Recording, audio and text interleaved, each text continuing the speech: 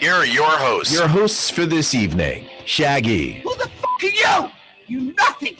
You nothing. You are nothing. You will never be anything. Never. Colin. Anybody know who you are? You miserable, presumptuous, no talent. You obviously don't have the talent. And Mike, the ape man. You are everything that's gone wrong in this world. You are self-consumed, no talent, mediocre piece of shit. PTR Radio.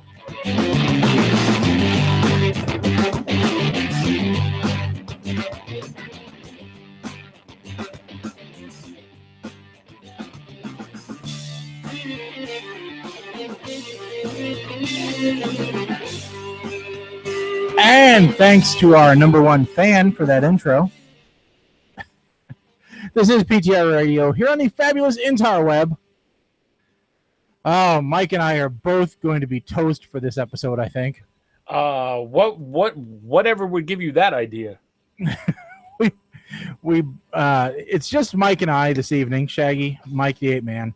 Colin is he's not MIA because he had a good excuse. Well, we're going to debate whether it's a good excuse or not. He's MIA if the M stands for mother. Yeah. But it's Colin's mom's birthday. And he sent a note saying, I guess I won't be at the show because it's my mom's birthday on Monday. To which I initially replied, okay, that sounds like a viable excuse. After I sent that, I remembered, oh, wait a second. I'm becoming a grandfather for the third time today. Now, Mike, which one trumps not showing up to the show? Mom's birthday, which happens every year, or third grandbaby? Well, it is the third. It's not like it's the first grandbaby. If it's the first time, then, it'd be hands down. But I don't know. I just don't know. We probably should have just rescheduled. But next week is Memorial Day. That's not going to happen. The end of a 3, possibly 4-day weekend for some people. Yep. Got to go to work the next day. I don't know. This view is very strange because you're very close up this week. Bigger than life, you would say? Yeah, something like that.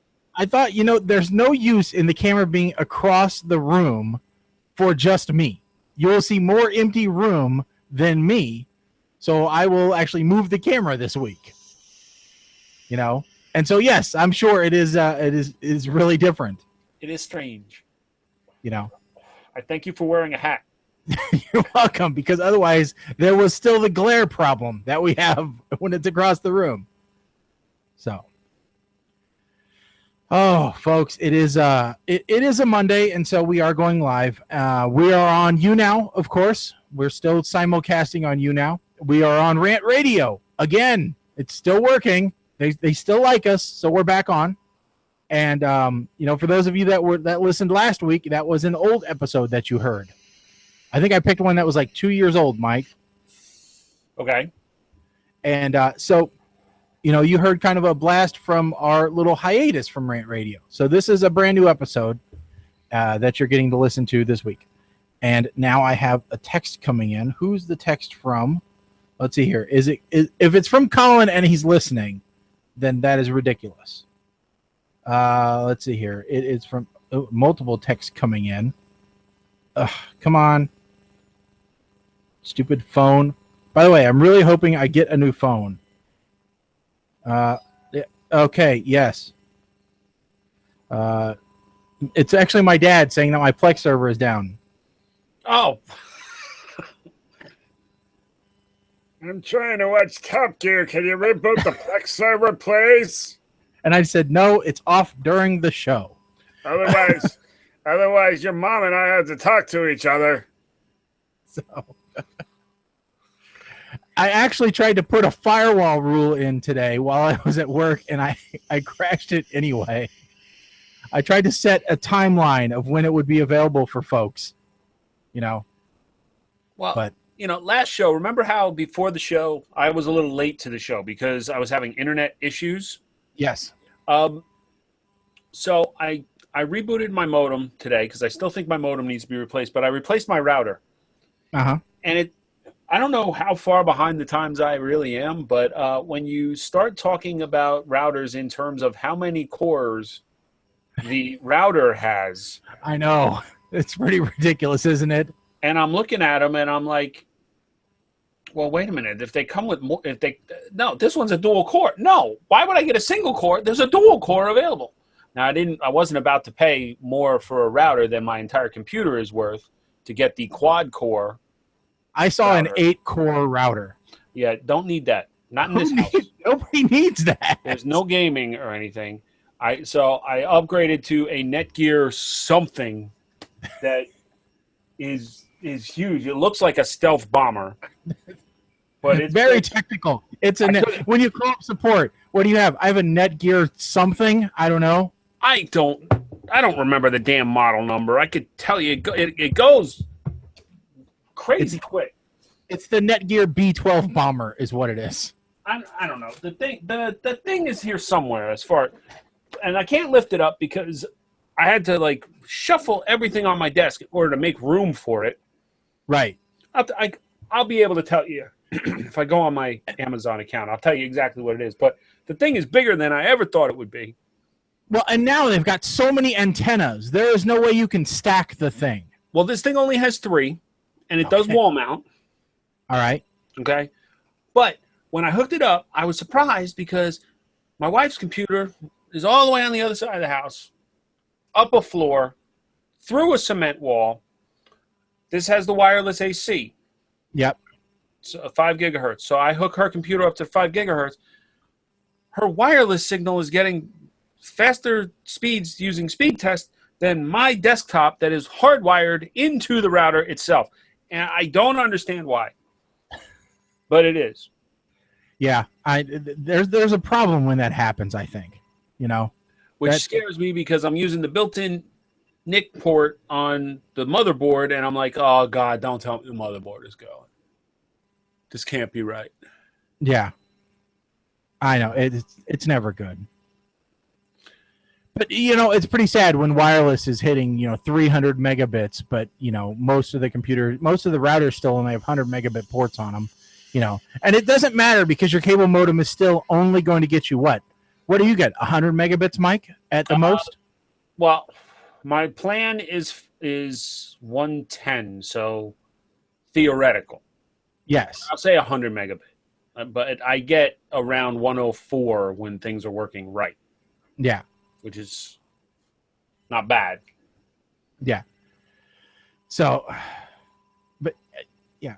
Later on in the second hour, by the way, we're gonna introduce a new thing. Mike, I don't know if you saw this on the news post or not, on the Facebook post or not, but we're gonna something about you and bad movies, which to me is like, okay, that's not news, but it's not news and it's not anything we haven't necessarily done before. But I got intrigued by going and watching the Cowboys versus dinosaurs, right? Mm-hmm. And so I have now started watching all of the previously underrated, movies on Netflix. Okay. Because especially once you watch one bad movie, Netflix says, here's a bunch of other crap you'll like. Oh, yes, this is true. This is very true. And, not all of it, I figure not all of it can be bad. It has to have some redeeming quality somewhere. Otherwise, they wouldn't keep pumping it out. Like Sharknado, I think we can agree. It's a horrible movie, but it is funny. No, it's a horrible movie, but it's fun. Yes. Okay. I will fun. end at fun. You will not get the knee out of me. It's fun. Yes. And it is the Netgear R6400 100 NOS router. NOS. Your router has NOS. No, but it has a USB 2 port to share a printer and a USB 3 port to share storage. Oh, NAS. NAS. You said NOS. I'm like, what? You got a canister hooked up to it? Is it turbocharged? NAS, whatever. I'm getting told that is a mid-range router, which is a solid value, according to techhive.com. Exactly. The price has gone up since I bought it, but Yeah, it's not. It's like the low end of the Nighthawk series, I guess, which is, whatever. So it's a low end of an 80s bad budget TV show. Nighthawk. Wasn't Nighthawk another television show? Was it? Are you thinking Street Hawk? I thought Nighthawk was a TV show as well. No, I guess it was just Street Hawk. It was. Nighthawks was a TV series, but it wasn't on for very long. But anyway, nonetheless. All right, so let's see here. I do have some news to go through. Oh, I have a story that I saved. Well, first, I think we need to update people on the death pool, Mike, because there was some movement finally after a long dry spell. Yes, there was some movement. And Alan Young passed away. And for those who don't know, that was Wilbur from Mr. Ed. So that changed, that got, who was it? Primeval One on board. And the standings really did not change much because the top of the leaderboard is still a three-way tie. Shaggy, you're sitting solid in 5th place. Yeah. You could, if you, let's see, who do you got? Who else I was going through checking the other day on all the likelies, and we still have a few fairly likelies to pass away. I mean, there's some people which are hitting like 106 on the death pool right now. Yeah.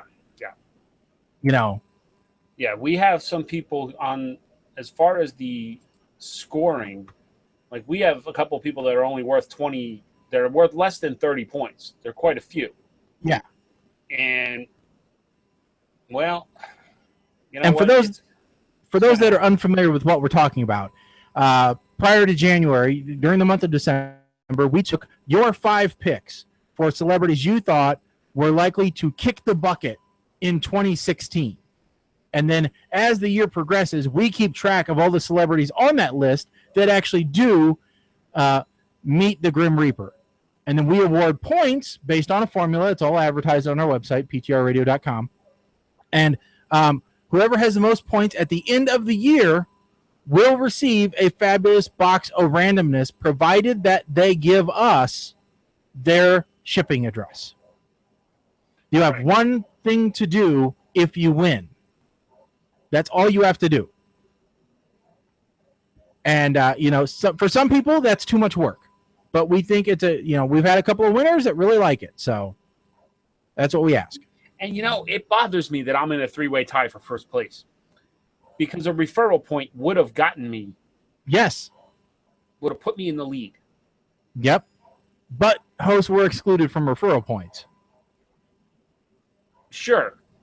Because we didn't put that in the rules. No, but it was a gentleman's agreement amongst ourselves. True, because the reality is I went out and I actually harassed friends who had competed previously. And but see, they all competed previously. So. Yeah, I had to harass people as well. In fact, I harassed one of the people that you are tied with. Actually, no, I did get a new participant. Susie F. was a new participant this year. Yeah. So I could. Grr, I say. Grr, you say. But no, there's some good people still on the list. Baby Peggy, for example, right now, 97. Patricia Morrison is at 101.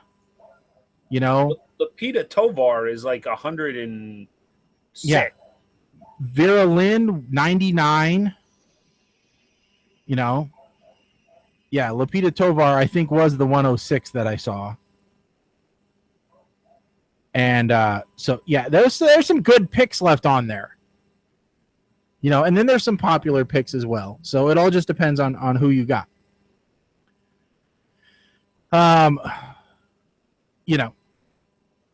Interestingly enough, of the final, 4 presidential candidates, Ted Cruz, Hillary Clinton, Bernie Sanders and Orange Hair. Yeah, we only got 2 of those on the death pool, and they're the ones which are likely to be running for president. Somebody picked Hillary, really?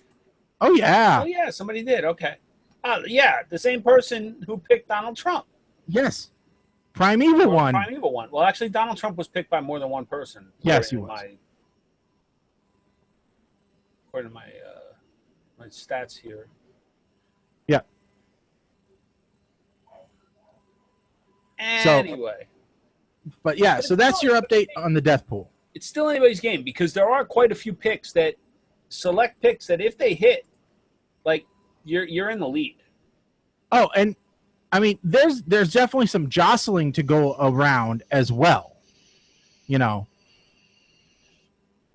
Anything could happen, really, is what we're saying. Because right now, the 3 of us are tied with 89.52 points, right? Right. So, let's see, 89.52. So we've got. Let's say Betty White kicks the bucket. We've got 17 picks that would automatically vault you into the lead. Yeah. Right? Because they are worth more than that. But not only that, but if you start to play the combinations, like if Betty White per se was to go, okay, Susie F suddenly then goes up. That's 11 people that picked Betty White. I know, but Susie F already got Big Ange. Oh yeah, you're right. Combination points there. Dave already got Abe Vigoda. He also has Betty White. The multiples start to play in. Yes. So did Spider Chicken. Also another Abe Vigoda and Betty White combination. This is true. So there's some real jostling there that can happen. I mean, we could kick first place and second and third place out of the race. Zsa Zsa Gabor, Bill has Zsa Zsa Gabor. Yes. And is currently in first. Or tied in first. So that would shoot him up there. And Dave has Zsa Zsa as well. So does Spider Chicken. So there's some strategy left to be, done. See, now every once in a while I see a name and I got to go look and make sure that they're still alive. Reason, Fats Domino just popped in my head here. I'm looking. No, okay, he's still alive. Yes, he's still alive. Okay. His family's waiting for him to die, though. Nobody had Prince. Nope, nobody. We did miss some big ones, though. I was surprised. I saw Alan Young come up in my newsfeed, and I was like, somebody picked him. Yes. Somebody picked him. I know it. I've got 6 people at work now that hit me up every morning and let me know if somebody died. And they're like, somebody get points for so-and-so? And I'm like, no. Nope, that name's not familiar. I didn't put them on the list. Are these people actually entered? No. They will be next year. That's a sad thing. It's most of them aren't entries. They will be next year. Yep, so. That's how I got Susie F hooked on it. I'm like, look, you keep notifying me. You should be in this. You know this, right? Yeah. So it's pretty interesting. What's really interesting is I have a Jehovah's Witness who is feeding me this information and wants to know. Wow.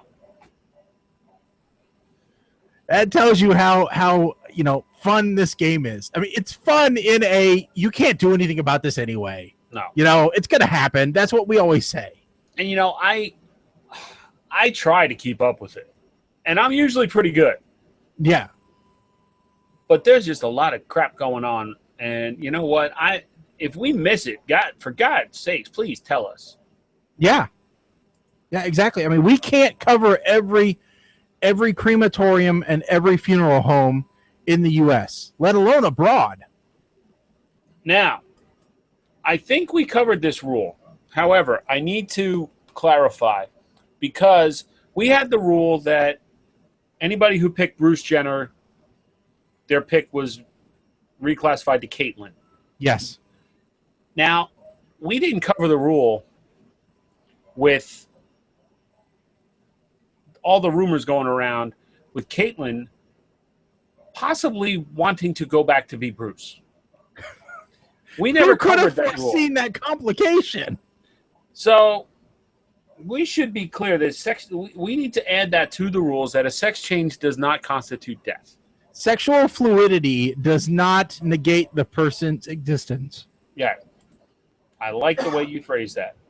It's the same as if they had just had a legal name change. All right? One person doesn't die. Yes. Okay. I just, by the way, learned that phrase, gender fluid. Have you ever run into anybody that's that? No, and I don't think I want to. Yeah. I don't even get me started. It's just too much to go into. So there's nothing wrong with it. If you're that way, fine, stay that way.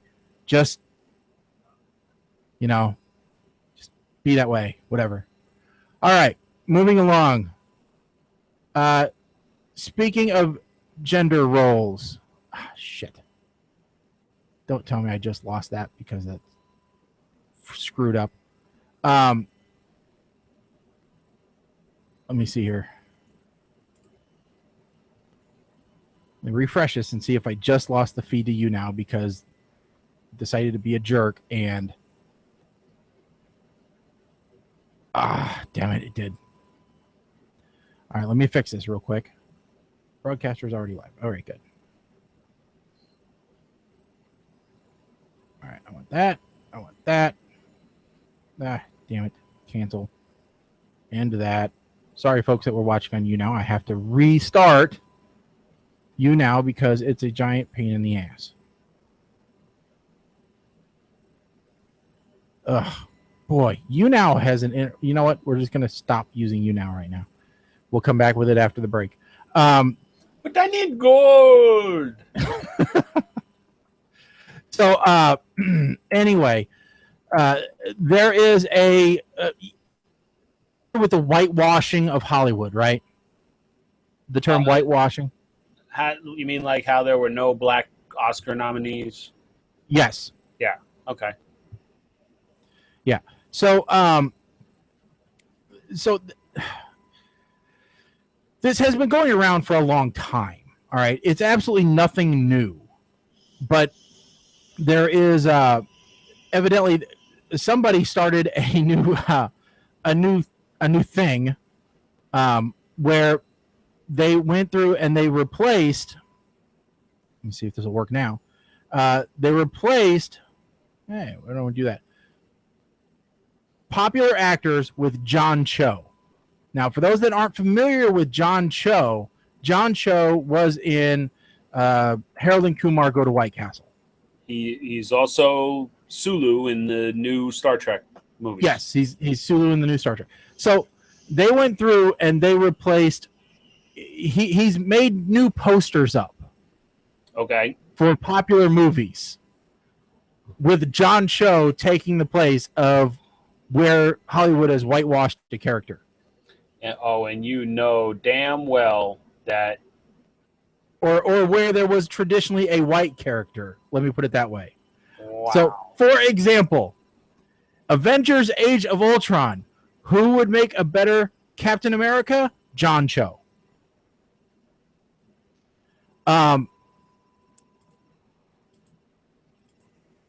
Let's see here. You can actually click on the little three dots, and because there used to be a whole list of posters. Well, So 500 Days of Summer has John Cho in it. Me Before You. 21.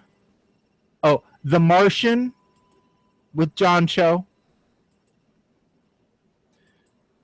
Jurassic World, I think he could have done a better job. London Has Fallen. Mission Impossible. That one actually looks pretty good. Some of these movies I want to see with John Cho in them now. Yeah. 007 Spectre, that one looks good. That one is a really good photo job. So those are just some of the posters. He's done a lot more. And the guy who did this site actually got on a bunch of different talk shows and everything else. So it was interesting. How to see these reimagined movies, especially to look at the posters. We'll post the link on our Facebook page. I'm just curious, why John Cho? Well, he actually says, let's see here. There's a question of it. Let me see here. The call for an Asian American leading man.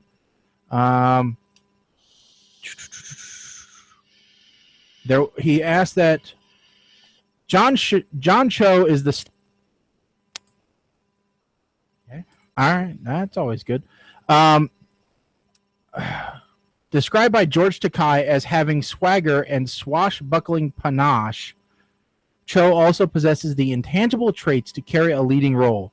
Praising Cho's acting ability, Stephen Hurrosh of NPR calls Cho a brilliant actor who has played a variety of characters with depth and dimension. Cho is everything you want for a title role that will have audiences laughing, swooning, and returning to the theater again and again. That's why. Now, the guy really needs to take NBC's selfie out of John Cho's list of credits, because you're like, Harold and Kumar, Star Trek, and NBC's selfie, the show that was canceled after 3 episodes. No, take that out of there. Okay? That show is John Cho's, like, Zardoz, okay? Yeah. That is his Once Bitten. He don't want to ever talk about that ever again. Yeah. You don't want to. Some things should not be talked about. What else has he been in? I mean, there's got to be something else. Really, it's the Harold and Kumar movies. It's Star Trek. I know he did a lot for acting. He did a lot of television acting stuff too. I don't know. It's IMDb him. Let's see. I know he was in the American Pie movies. He was the guy that helped coin the term MILF. Yes, he was. A very small part, but still. He was in American Beauty. He was in Sleepy Hollow. In the beginning, he was, He was, evidently he was in the remake of Total Recall. He was in Flash Forward. I would give him credit for that. That was a good show that I think should have gotten a season 2. You know what his credit was in the American Pie movies? MILF guy number 2. How would you like that on your acting roster? Fine. Who are you? You were in American Pie? Who were you? I was MILF guy number 2. Yeah, in American Pie, but then American Pie 2, he was credited. He actually got a name. Oh, okay. Yeah, but then in American Pie Reunion, he was back to being MILF guy number 2. No, he wasn't. I'm looking at American Reunion. Oh, okay. I'm looking at American Wedding. How did he go back to MILF guy number 2? He had a name. Why? No. That makes no. That's just stupid.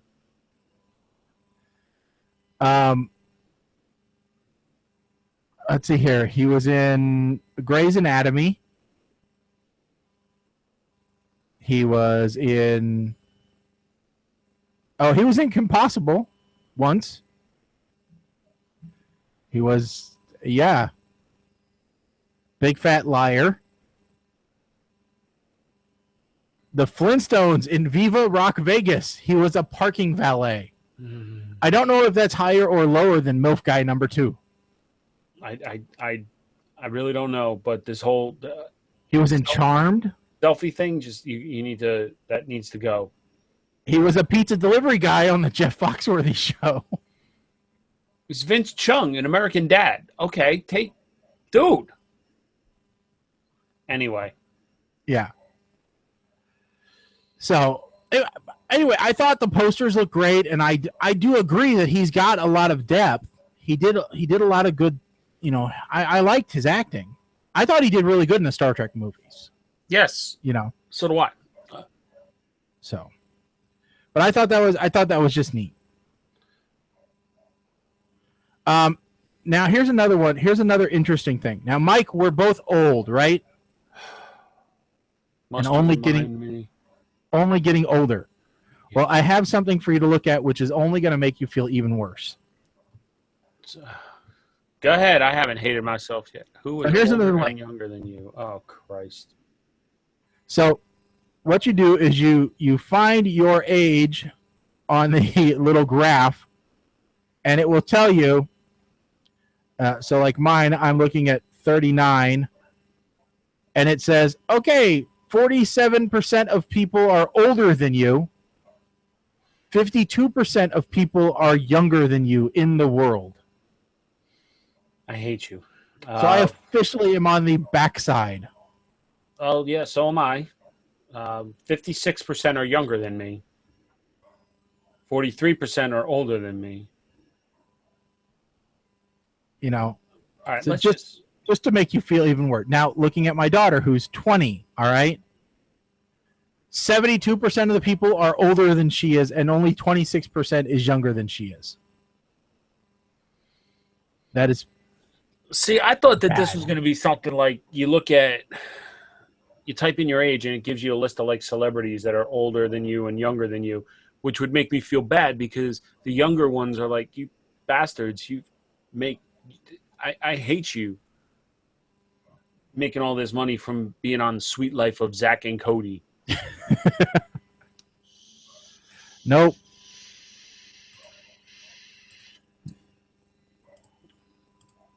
Nope. Or So- I was the guy that I had a writing credit on Mambo number 5 once, and I don't have to work for the rest of my life. Really? Writing credit from a bad movie. Anyway. Oh. Now, everybody knows that I like my Alexa here, right? My little Amazon, Echo. Yeah. Did I tell you I was thinking about getting a Dot, Yes. which is the minimum version? Did we talk about this on the show? Yes. Okay. So then I won't talk about it again. I could not honestly remember if we had talked about it. I actually asked you if you were going to be getting a Dot Oh, okay. and basically have a networked Alexa all over your house, because that's kind of how they work, right? Well, the problem is they haven't come up with an app that lets you transfer what you're playing from one to the other. So you can't say, hey, move audio from garage to office, or transfer from garage to office. As soon as they come up with that, I think you will see these things popping up everywhere.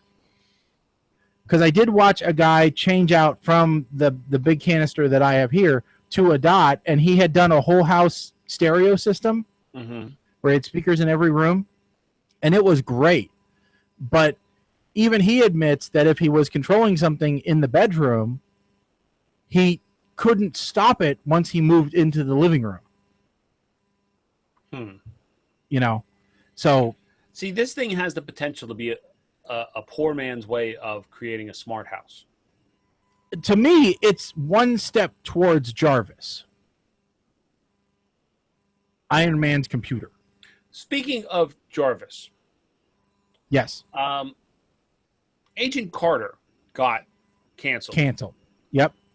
But in the midst of all that, I started looking up those folks from the show and see what they were doing and what have you.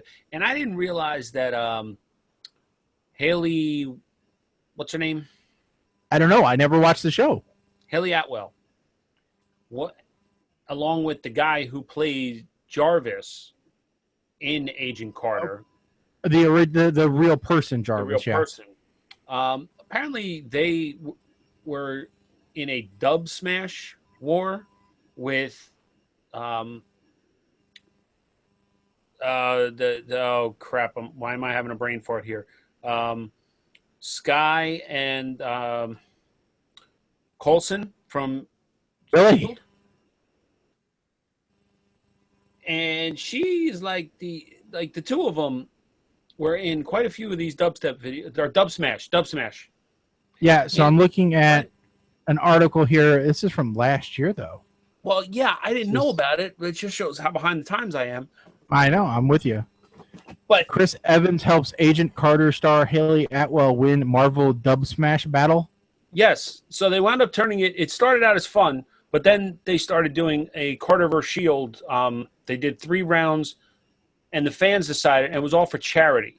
So basically, you voted by donating. Every dollar you donated was a vote. And you either donate to one charity or the other. Good way to drum up, some donations. Yes, much better than dumping ice water on your head. Yes. But apparently, she's like a huge Dub Smash freak, and in the course of that, one of the Dub Smashes that her and Jarvis did, apparently Sky was a pop star in China before she started acting on Agents of S.H.I.E.L.D., and they did a Dub Smash to her song from China called Uh-Oh. I'm not sure how you spell that. What? I'm trying to find it. Look up Chloe Wang. That was her name when she did her Uh-Oh. Haley James and Uh-Oh Dub Smash. There you go. I got it.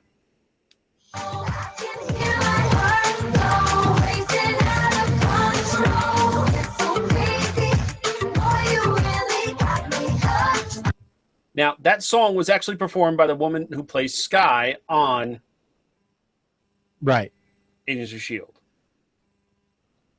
Yep. Right?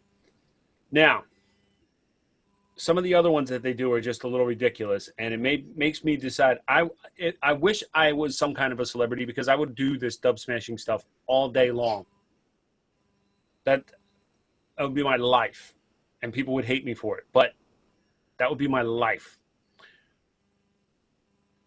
Leads me to the next part, or the segue out of that is, I found an article, and I wish I had saved it, but apparently people are making millions just doing YouTube videos. Not us. No, like this guy, PewDiePie. Yes. I heard he's on his way out, though. Made I don't care. He made over 20 million just by doing YouTube videos last year.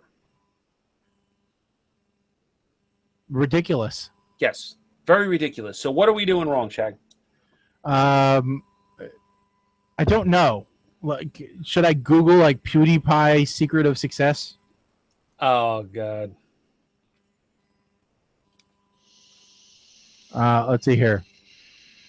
PewDiePie's response to making 7.4 million is exactly why he's so successful. He screams a lot. He publishes videos of himself playing video games. Is that what we need to do, Mike? Scream more? Play more video games? Well, the screaming part I can do. The video game part, I'm just not a video gamer. I mean, look, I'll play Tetris all day long. If people want to watch me play Tetris and curse about it. Yeah. I got no problem doing that. He has 37.7 million subscribers. You know what? I don't even need 7 million. I'd be happy if I could make what I make now. Yes. Just doing YouTube videos. I'd be fine with that. I would just, oh God, that would be so classic. My boss would be like, yeah, I quit. Why? Well, you can find out when you watch this video on YouTube, because this is the sign that I made it. I quit, and I broadcast it on YouTube, and now you can go find out why I quit on YouTube. Okay, so here is his secret for success. All right, you ready? These are the things we need to do. Wait a minute. Let me get a pen. I got to take notes. All right. It's important. Sounds very complex. Okay. I don't know how we're not doing these things already. Go ahead. It isn't just in playing games, but actually connecting and talking directly to an audience. No agent or press release or any other intermediary. Just hit record. Okay, now, for the record, that's exactly what the 8-Man Cometh was. And PTR Radio is. Right? So, okay, I don't understand. We do that now. Yeah. I know. I don't know why we're not super ridiculously successful. Are we not talking to the right people? Apparently not. I mean, maybe we're just beyond the age demographic that cares. Because he is a 20-something, if he's even that. So basically what you're saying is because we're old, people don't want to watch us on YouTube. But you're going to tell me that Angry Grandpa doesn't get a lot of money? No, see, I don't. Dude, the son bought Angry Grandpa a friggin' house. Well, maybe we're in that middle range where we're not interesting enough to people. Maybe nobody wants middle-aged guys on their computer screen. That whole thing about screaming, it's going to happen soon. Well, I don't know what else to say. I don't know how to appeal to the kids who won't get off my grass, and I don't know how to appeal to the folks that need more fiber in their diet. All right? We can only appeal to the demographic that we are because that's what we are.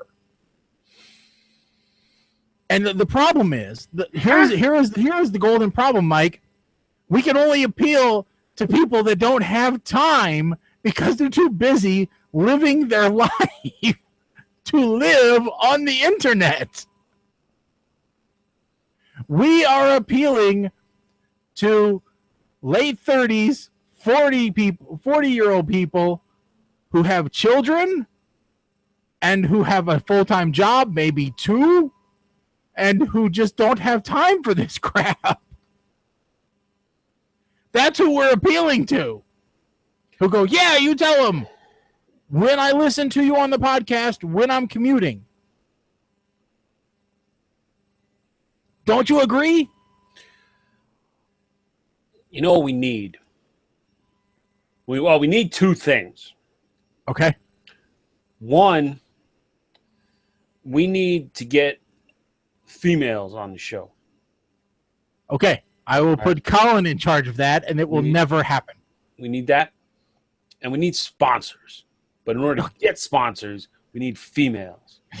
That way we get street cred. Okay. You're going the gangster angle. I'm going whatever angle going to get us that paper, G. You're saying we need bitches and hoes, and that will make us successful. I'm saying we need boats and hoes. I don't care. We need something. Because we on a boat. We on a boat. That's what we need to do. We need to get a boat. Okay. So we can just be the On the Boat podcast. Verbal copyright. Which is up and down the coast. Be like pirate radio, but not. Up and down the coast. And that will be our job. We get sponsored by people that make boats. We need to expand the brand. The brand. That's yes.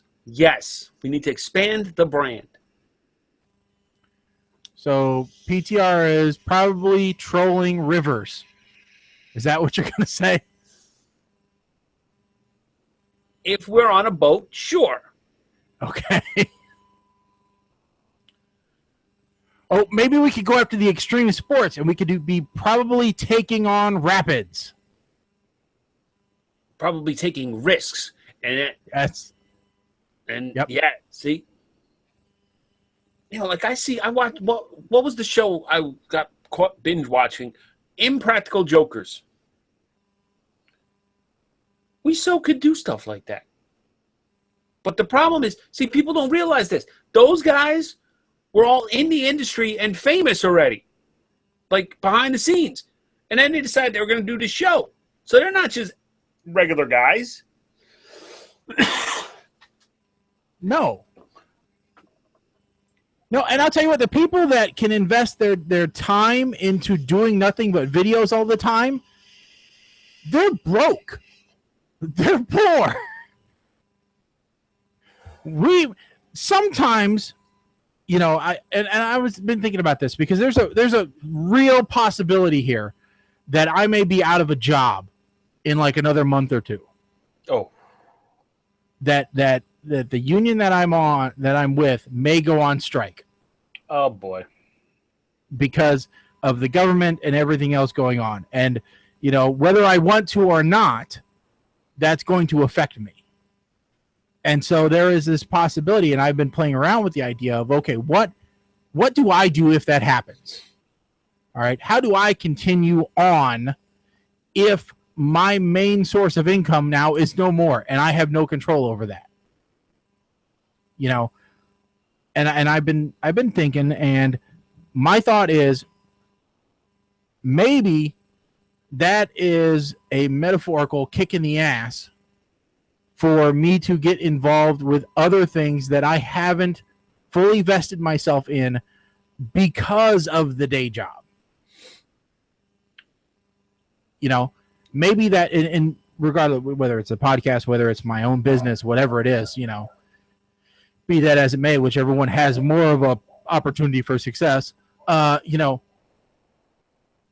what if getting basically, booted is the best thing that ever happens, because sometimes necessity makes you better.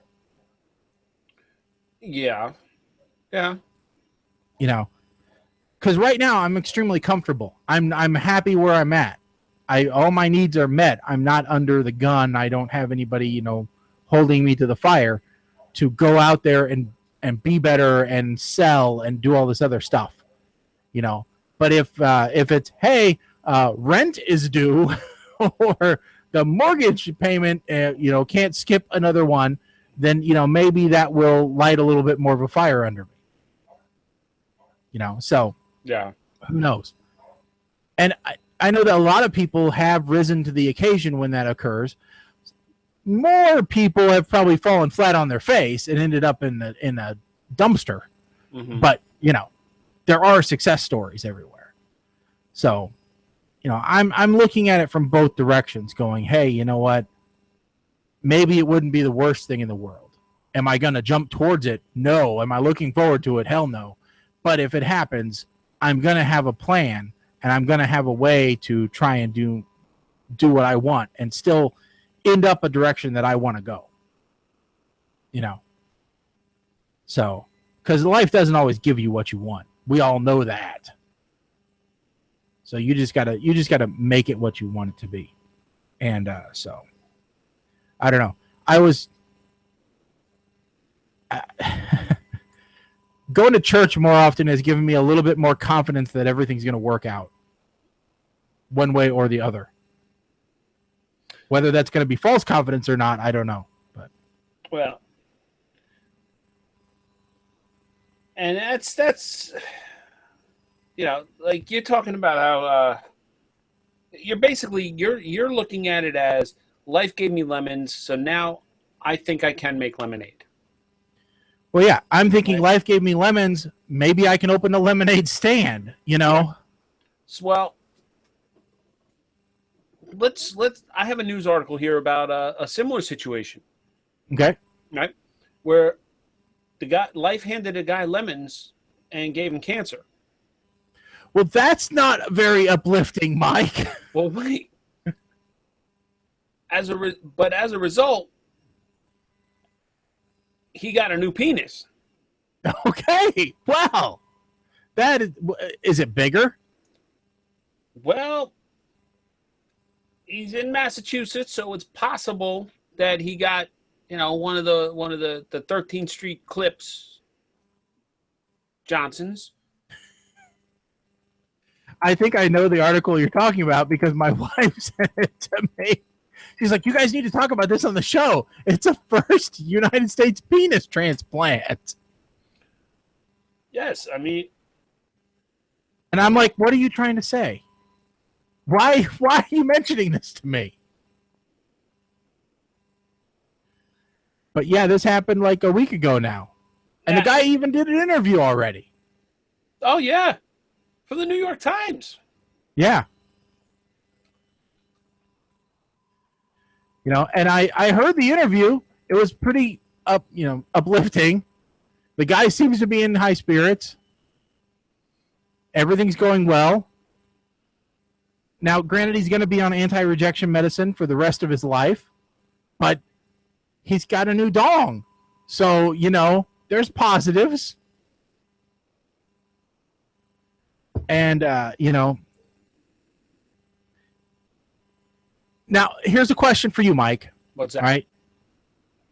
Do you want to see it? No. There's no curiosity at all? Not really, no. Like I remember watching a show on like TLC or something, one of those late night shows that gets sucked in, like the man with the 50-pound scrotum or something. And no, you bet they better pixelate. If they don't pixelate, well, I ain't sleeping tonight. Oh well, it ain't gonna happen. Visions of being smothered by this guy. Ridiculous. But no, there's no curiosity. I don't want to see. There's no curiosity about seeing John Wayne Bobbitt ever. And that dude went into porn. Yeah. No curiosity to see it. It was like Frankenpenis, I think was the name of the porn. And however, like now, the organ banks are like, apparently when you become an organ donor, now they have to revise all the forms to include penis? Include penis. Because I'm not sure if I want to give that one away. Because apparently in New England, or in some states, they actually were specific about what you can donate. And they only considered internal organs. They never considered donating a hand or what have you, which eventually is what the idea is, that's what this will lead to. Now, you remember that a while ago we had the first face transplant, right? Yes. And unfortunately, I believe that person's body started rejecting the face. Actually, she was on if I remember the article correctly, because I read a follow-up on that, she was on a trial that would replace the anti-rejection medication with a different one, which didn't have as long-lasting side effects. Okay. And that's what failed. So she went back to the original anti-rejection medication, and so that was working out better. So they were hoping that they could reverse the effects. Okay. And that she would be, as good as she was before. But imagine this. Your loved one dies. You donate their organs and everything, including, unbeknownst to you, their face. It then gets transplanted to someone in your town. Oh, no. I mean, that would be the worst case scenario. You're walking down the street and all of a sudden you're, Bob, we buried you 6 months ago. Yeah, exactly. But yeah, here's a little bit of the interview. And conservatively in his course, but we think he's on a path to recovery. He's emotionally doing amazing. I'm really impressed with how well he's handling things, and he's just a very positive person. We went through a pretty rigorous psychological screening and made sure his motivations for this transplant were appropriate, and in our view, they couldn't be more appropriate. He wants to be whole again. He wants to not be. Now, this is an interview with a doctor. Dr. Coe said in the shadows and about an injury such as this. The following was a statement from our patient, who, by the way, is an incredibly caring and unique individual, and we're really all lucky to have patients like him. In 2012, my life changed forever when I suffered a debilitating work accident followed by a devastating cancer diagnosis. Today, I begin a new chapter filled with personal hope and hope for others who have suffered genital injuries particularly for our service members who put their lives on the line and suffer serious damage as a result. So that was the statement from the doctors involved, and one from him, obviously. And so, I mean, I think if it goes well, that's good. I mean, I'm all for advancing medicine. Yes. Agreed. You know, I think that looks great. Now, there is going to come a time, because he said I heard a radio interview where they said, have you looked at it? Talking to the patient. And he goes, yeah, I waited for a while, you know, and when I was alone, and I did take a look, and it was all black and blue and purple, and that was okay, because that's how they said it was going to look for a while. And so now, you know, I don't know if getting it black and blue and purple is one of the things that got it there in the first, you know, got him into trouble in the first place or not. But now, the real thing is, a year down the line, whatever the recovery time is for this, because who knows? But they're saying that he should recover at least 70% functionality. They're hoping maybe full functionality. Okay. So let's say he's alone one night. What's it going to be like for him taking it for a test drive the first time? How do I know? There has to be anxiety for that. Oh, I'm sure there is. And you got to make sure you're fully healed. You don't want to pop a stitch. No. Sir Randolph Fiennes, British explorer. His toes were frostbitten from exploring Antarctica. They got them reconnected. He took a hot bath and they came off. That was a hot bath. Oh, see. Not using yourself like an amusement park. You know, so this guy's got to be really careful. Yeah. I mean, if the doctors say 6 to 8 weeks, you make it 12 to 16 just to make sure. Yes. Agreed. You know. And put Net Nanny on your computer just to keep yourself. Say, listen, I want only male nurses. No female nurses. You know. And ugly male nurses. Don't even tempt me. But, I mean, I will have to say, as somebody who had a vasectomy, you know, the first few times afterwards were nerve-wracking for me, and there wasn't anything out of the ordinary with that operation. It was a standard operation. They do them all the time. So, you know, but it is anxiety. I mean, it was full of anxiety. It was like, okay, what's going to happen? Is this going to be any different than normal? You know, so, and it's very common. In fact, one of the most common things they tell you is after that procedure, ED is common. It's 90% mental, but it's all common. So, yeah, there's all kinds of things that go on, you know, in the head. And with him, he's looking down at somebody else's. I mean, he owns it now because, you know, possession 9/10 the law, but it is somebody else's. But he said he was getting feeling back and everything else was going okay, so that's good. But yeah, that was a huge story that came out. Oh. So, Mike, why don't you tell us a little bit about one of our sponsors real quick while I cue up the break? One of our sponsors. Well, let's see. Which sponsor would we like to talk about tonight? Well, I happen to know that Butterstown Gifts and Creations has a whole slew of new and exciting products coming out for not just the individual, but for the small business and for group events as well. You want awards for your soccer team or dance class? They can do it. Do you want poker chips, custom poker chips for you, for your buddies, for poker night? They can do it. If you're looking for some kind of special, like water bottles or something for, you know, or T-shirts for your team that's running in the color run or one of those things, They can do it. Bunch of new stuff. And if you don't see it, just ask, because they can't add stuff to the website fast enough. That's how much new stuff is coming in. Custom designs, no problem. All right, with that said, we're going to take a quick little break. We'll be back in just a few. Everybody, please stay tuned. You're listening to PTR Radio here on the fabulous interweb. Maybe if I don't unmute something. Come on. This is my first time voting, but I know what I'm doing. I'm going to run in, scream the name of the person I'm voting for, and run out. I'm going to skip my next haircut to vote.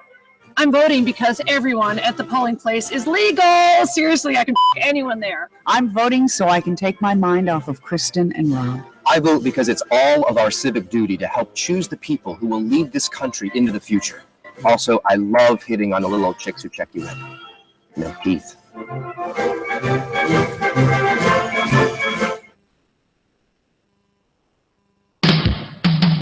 Bud Light presents Real Men of Genius. Real Men of Genius. Today we salute you, Mr. Next Day Carpet Installer. Mr. Next Day Carpet Installer. Because when we're jonesing for carpet, we're jonesing for it right now. Totally jonesing. Thanks to you, we have absolutely no problem buying carpet over the phone, sight unseen. Just pick up the phone. A near miracle. An entire basement of wall-to-wall shag in less time than it takes to order a pizza. I like pepperoni. Your motto, if you're a paying, I'm a layin'. Oh, yeah! So crack open an ice cold Bud Light, king of the carpet men. You not only go the distance for us, you do it wearing knee pads. Mr. Next Day Carpet Installer. Bud Light beer, Anheuser-Busch. Bud Light presents Real Men of Genius. Real Men of Genius. Today we salute you, Mr. Centerfold Retoucher. Mr. Centerfold Retoucher. Your incredible talent takes gorgeous women and somehow makes them gorgeouser. Mucho gorgioso. Breasts bigger, moles smaller, mustaches gone. You're a star. Thanks to you, hot wax is a thing of the past, and working out is for suckers. Ancient history. Any artist can say their work is in a gallery, but how many can say their work is stuffed under mattresses around the world? You're gonna go blind. So crack open an ice cold Bud Light, old Da Vinci of the derriere, because thanks to you, we can enjoy real beauty the way we like it. Completely fake. Bud Light beer, Anheuser-Busch, Missouri. I wasn't prepared to be a caregiver to Mom, but a little over a year ago, we realized she couldn't take care of herself without our help. And well, how could I not be there for her? I had no idea how hard it would be, and just what I would need to know. Things I never thought of, like how to improve her mood and, even for me, ways to stay positive. Luckily, I found the Caregiving Resource Center from AARP. It had articles about the basics that got me started, but also information about the hurdles I was facing in this new role. I could even connect with experts and hear from others who had been in my place. I know this road we're on isn't an easy one, but I'm really happy to have the extra help for her and for me. Caregiving Resource Center at aarp.org/caregiving. Articles, tips, and tools to help you both care for your loved one and care for yourself. This message is brought to you by AARP and the Ad Council. This is a story from the not too distant future. It's the day of your daughter Millie's big football match, and to be clear, that is the sort of football you play with your feet. Anyway, she is missing a vital piece of equipment, specifically a size 3 Puma Evo Power firm ground soccer shoe, the left one. And some of it, sadly, is in the family's 3-year-old bulldog, Stuart. So now what? Well, you could yell angrily at the poor thing, but what's the point? Because all it will hear is blah, blah, blah, Stuart, blah, blah, Stuart, blah. Much better to behave like a rational human being. Find your tablet and place an order with Amazon for a pair of Puma Evo Power firm ground soccer shoes and have them delivered in 30 minutes or less. And in a location not too far away, a miracle of modern technology is dispatched. It's an Amazon drone, and after rising vertically like a helicopter to nearly 400 feet, this amazing hybrid design assumes a horizontal orientation and becomes a streamlined and fast airplane. In time, there'll be a whole family of Amazon drones, different designs for different environments. This one can fly for 15 miles, and it knows what's happening around it. It uses sense and avoid technology to, well, sense and then avoid obstacles on the ground and in the air. Back at the house, you're getting a message on your tablet to say that your Prime Air delivery is arriving. And it goes back to vertical mode and scans the landing area for potential hazards. This amazing innovation then lowers itself slowly to the ground, drops off the package, and flies straight back up to altitude. And moments later, you're walking through the door with a brand new pair of Puma Evo Power firm ground soccer shoes, size 3 for Millie, and a Nylabone chicken-flavoured Durachew for naughty Stuart. And balance is restored to the universe. Hey, this is Ozzy Paul. We're now returning to PTR Radio, the only show where the masturbation of 3 testicle goats and cheese graters is allowed.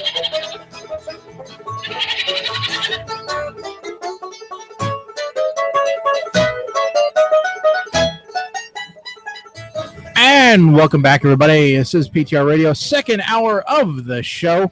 Don't forget, you can get in touch with the show. PTRradio.com has all the ways to reach out and touch us. 877-787-8822 is our number. Feel free to call it any time. Even if we're not live, you can always leave us a voicemail. Mike, did you like that Amazon commercial? I know you love that. At first, I was like, oh, it's him. It's him. Damn it. Oh, it's him. All right. So, folks, second hour of the show. And why don't we start off with a little discussion about social networks? Now, everybody's on at least one. Most people are on more than one. As we mentioned, we have Facebook and Twitter, but there's so many more out there. Recently, I have had to join LinkedIn, and I absolutely hate it. LinkedIn is like it's spawn of Satan. It's horrible.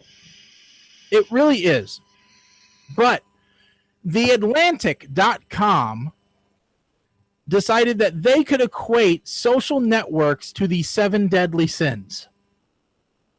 Each sin represented by one social network.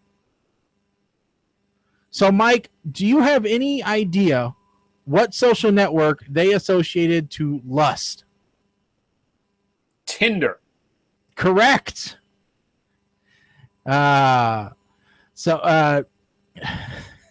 Swipe right forever but never get matched is what they say. Yeah. How about gluttony, Mike? Any idea? Gluttony. Instagram. Correct. You're good at this. Because everybody posts pictures of their food. All right. Now, here's the toughie. Greed. Greed. I'm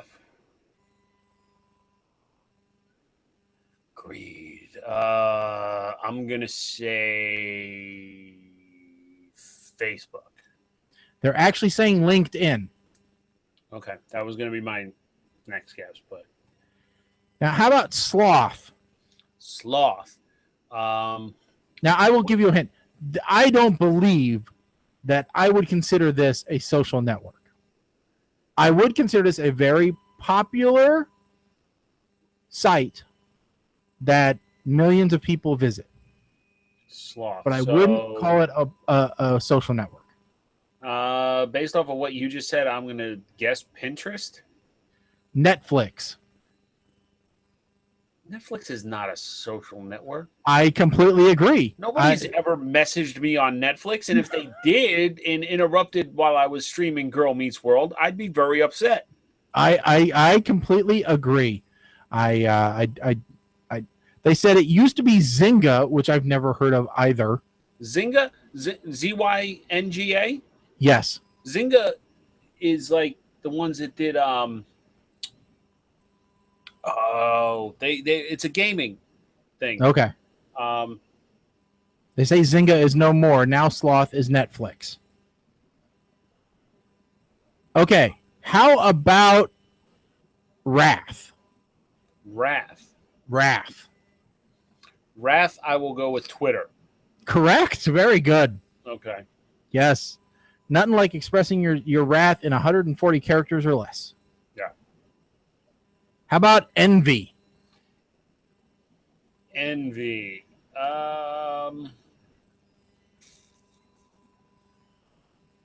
That one I will go with Pinterest. That's correct. Okay. You're very good at this, Mike. It's not something I'm proud of, but go ahead. All right. Pride.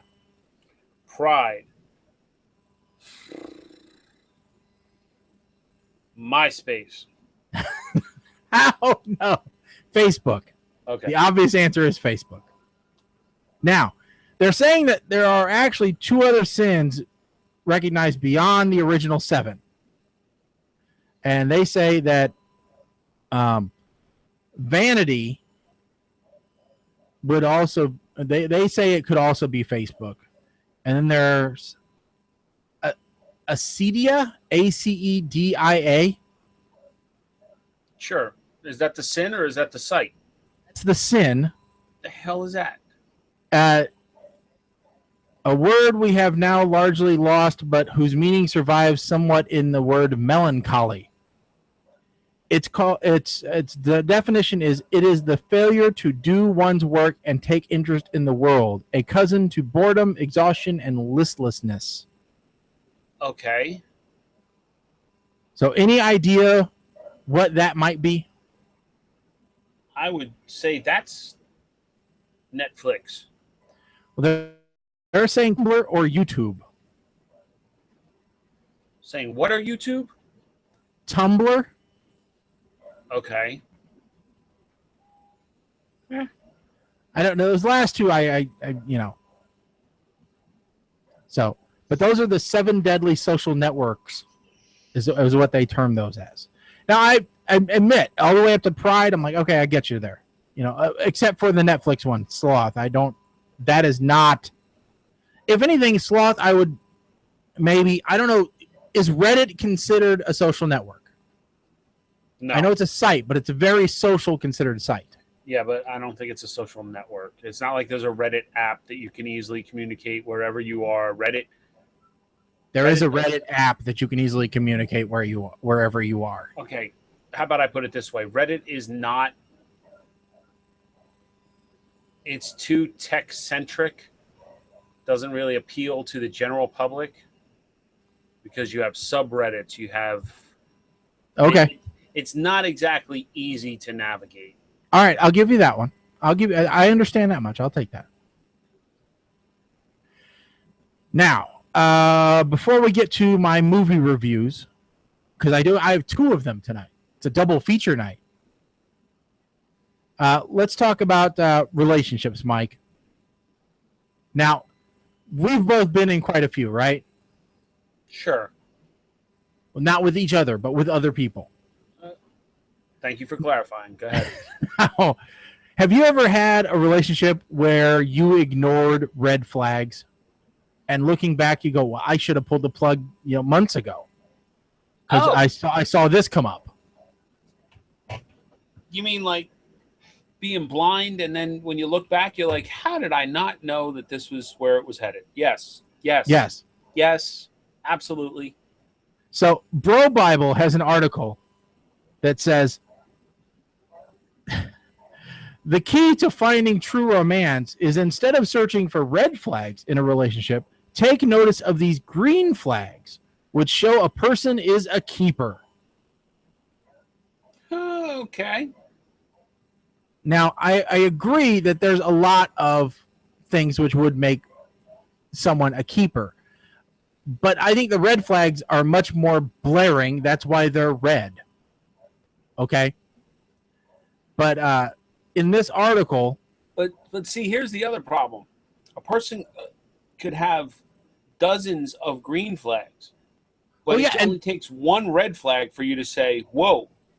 Well, and not only that, but it can be a false green flag. They can throw the flag out. They can throw a green flag out there, but really it's wrong the whole time. You know, like when a woman is like, hey, look at my ass. No, you can't do that. You're not sticking it up there. That's a false flag. That's bullshit. Anyway, sorry. Yeah, I mean, you know, for examples, here's some red flags which are easy to spot. All right, and they're rude to wait staff, ushers, and others in the service industry. If someone's just rude, it's blatantly obvious. Yep. Because they can't cover it up. If they're just a rude person, it's going to shine through. All right. Now, here's one that I don't necessarily agree with because sometimes I think it's good to do this to your significant other. They try to push past your boundaries. Now, I routinely try to push my wife past her safe boundaries because they're very, very safe. They're very, very introverted. You know, there's a difference between trying to get them to expand their horizons and trying to get them to forget where their comfort zone is completely. Yeah. You know, acknowledge that they have a comfort zone. Don't try and make them live outside of it all the time. Yeah. Baby steps. For example, I would take my wife to the bar to go see a band. I would kind of push her to go see that. I wouldn't push her to get out on the dance floor. Okay? Because that's a step too far. Yeah. All right? They say you tend to see this more often around sex. Someone is trying to convince you to do something you're not ready for or interested in, but it can show up in a number of different ways. It can be as obvious as ignoring soft nose or not stopping when asked. That's called rape, actually. All right. Two demanding reasons why. One way people will try to push boundaries is to use silence or disapproval, sometimes known as a freeze out, in order to get you to agree what they want. Here's another one. They get too serious too fast. Red flag. Yeah. You know, 2 months into relationship. So when are we going to buy a house? Whoa. What? Huh? Give me. How many people do you think will be at the wedding? Do you want a big wedding or a small wedding? I really wanted two kids, one of each. Pulls out the binder. Like, this is I've been planning my wedding since I was, and now I get to put your picture in with all the plans. Finally, the blanks can be filled in. No, listen, Monica, gotta go. Luckily, I never had any that bad. Okay. They act irresponsibly, financially irresponsibly, clinging to their parents, inappropriate social behavior. Now, these are all assuming without alcohol involved, because we all act a little irresponsible when alcohol's involved. Yeah. But the clinging to your parents, oh my, did I have one like that. I think I've talked about her before, where her and her mother had deep conversations in the restroom together on a regular basis. Like when I was over there. Yeah. Yeah. Yeah. Wow. They flat out are disrespectful. Beyond playful and mutual teasing, they're just plain disrespectful to you. That's definitely a problem. You don't want to be around that person. They're a drama queen or king. Oh. No. Just gotta go. Yeah. They have issues in the bedroom. They refuse to talk about sex, or they want to have sex, but they're selfish about it. They only care about their pleasure and not yours. They ask you to do things that they refuse to reciprocate. They show no interest in your interests. But then they caution, don't let one red flag ruin everything. So evidently, you got to have 2 or 3 to stack up. I think some of those are one strike and you're out. I think there's it's a difference of whether they're flying that red flag at full mast or they're just kind of carrying it in their back pocket and waving it every once in a while. Yeah, agreed. It's always a thing of levels, Right. How bad is it? Now, meanwhile, here's the 3 green flags that they say to look for. All right? They communicate well about their thoughts and feelings. Now, from the men's perspective, here's where I have a problem with this.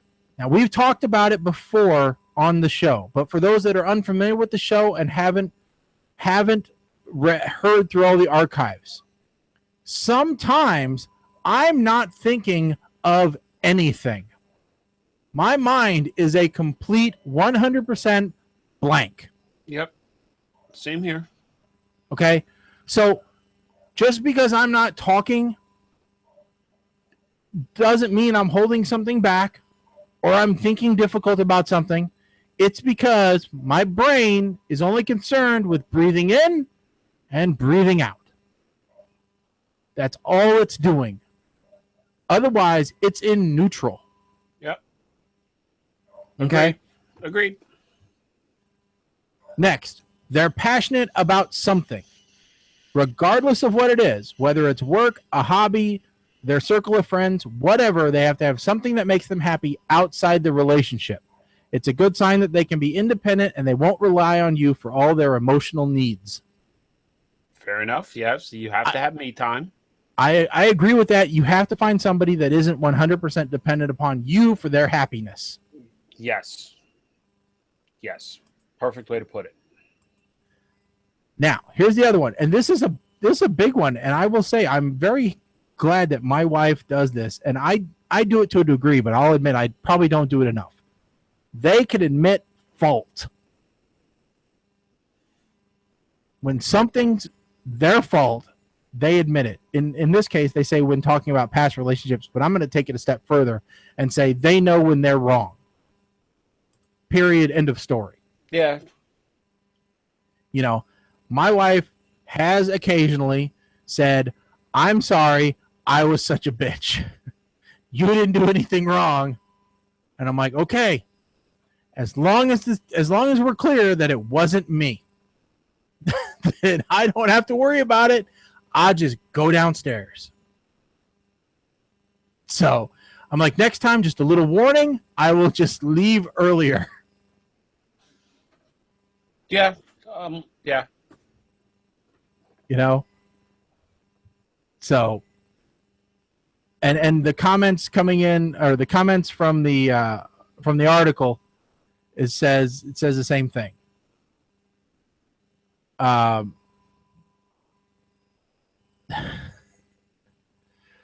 So anyway, that good article in general.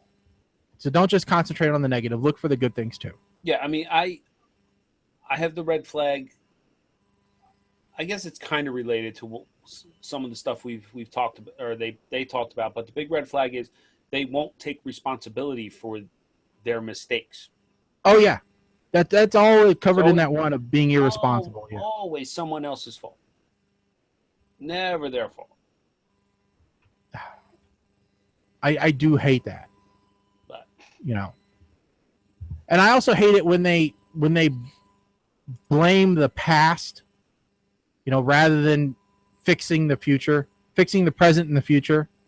Everything's always, well, my parents didn't treat me well, or this didn't go my way, or whatever it is. Listen, that was that many years ago. Yeah. Get over it. That's not even just a relationship red flag. That's just a red flag with people in general.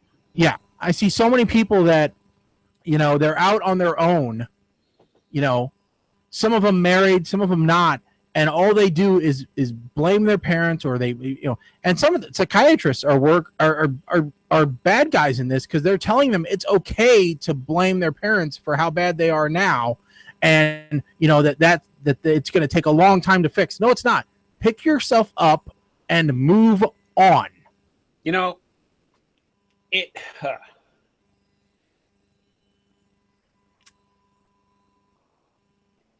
psychiatrists are saying that because they need to backpedal, because they're the ones who said we shouldn't hit children. Yeah. And I've seen the studies that say hitting doesn't help and yada, yada. You can say that all you want, and you can quote as many studies as you want. But the ass whoopings I got did help shape me into the person I am today. Yes, you learned respect real damn quick. You know, and I really deserved more than what I got. So, you know, I count myself lucky that I didn't get all of them that I deserved. You know, but I'm not like these other kids. For example, we just had a crime of the week with Crime Stoppers last week. There was 6 juveniles broke into a Family Dollar store at 3 a.m. and caused $20,000 worth of damage.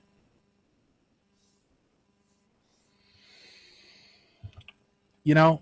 While we're talking about Crime Stoppers, did you catch my post from last week on my personal page? I shared it with friends, right? About how my what the WTF moment of the week. I saw something, but I don't know that I necessarily read it all, and there was so much going on. Okay, apparently somebody that I went to grade school with, and she moved before middle school, therefore... Oh, yeah, okay, I did read that. I just reread it right now. Apparently, the suitcase murderer. I went to school with her. Were you friends? Yes, we were in, like, she was a year older than I am. And we were in that gifted and talented program where twice a week they'd bust us to another school, like with other gifted and talented people. And I rode the bus with this girl twice a week. It's future murderer. Yes. Like she was on like Court TV, and they did something on Dateline NBC. They profiled it on Investigation Discovery's Deadly Affairs, True TV, The Investigators. There's a book written about her. I mean, wow. Life in prison. She killed her husband, cut him up into pieces, and put him in 3 separate suitcases and threw the suitcases into the river. That could have been you, Mike. It's pretty freaking scary. Yeah. I have no idea how many people from my high school are in jail now, but you know, like you joke, I would say quite a few. Well, that's just it. Like you joke about how people, you know, oh, that person, yeah, nobody knows what happened to them. He probably wound up in jail, or yeah, this person, whatever. Well, no, apparently that when somebody you knew actually was like, and I have vivid memories of conversations with this girl. In fact, if I went through I have an album, a photo album over there. I guarantee if I went through it, I'd find pictures of her when we were kids, like in 3rd and 4th grade. You know, that's a little creepy. Yeah, I would agree. Definitely not something you want to, you know, look back on. And, you know, I guess she won't be showing up to the next reunion. Life in prison. Not eligible for parole until she's 100. Are you going to pick her for the next death pool? No, I don't think so, because I don't know. I don't know where she is now. No, she's still in jail. But yeah, she was found guilty of 1st-degree murder, perjury, desecration of human remains, possession of a weapon for an unlawful purpose. But she was acquitted of hindering apprehension, tampering with evidence, and possession of Xanax without a prescription. Sounds like she needed more Xanax. I mean, oh. Girl's not getting enough Xanax, Mike. No. Redonkulous. Oh my God. Anyway. All right, so let's talk about let's talk about movies in the last please. half hour here. All right, moving on to, I went going through Netflix. All right, and I went looking for, because of course I watched the Sharknado series, and I watched Cowboys versus Aliens. All right, Netflix then thought that I needed to watch this show called Ferocious Planet. Mike, have you ever seen this pop up in your feed? No. Now, I will say it is a B-grade sci-fi flick. It's from 2011. According to IMDb, it's 4.1 out of 10. It's 8% Rotten Tomatoes score, if that gives you an idea of how bad the movie is. All right. So, concept of the movie: a groundbreaking device is designed to glimpse alternate universes, but when the machine malfunctions and transports a group of observers into a nightmarish dimension of alien terrors, the travelers must use ingenuity to survive. All right.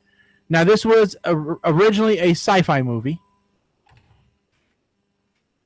Like I said, you can watch this for free on Netflix. You can rent it for $4 on Amazon Video if you really want. Now, what got me to watch this show was Joe Flanagan is one of the lead actors in the show. Now, for those that don't know who Joe Flanagan is by name, he played Colonel Sam Shepard in Stargate Atlantis. Okay. Also, John Rhys Davies is in this movie. And for those who don't know, he played Professor Arturo in the TV show Sliders. Okay. Wait a minute. Is that who I think it is? Hold on.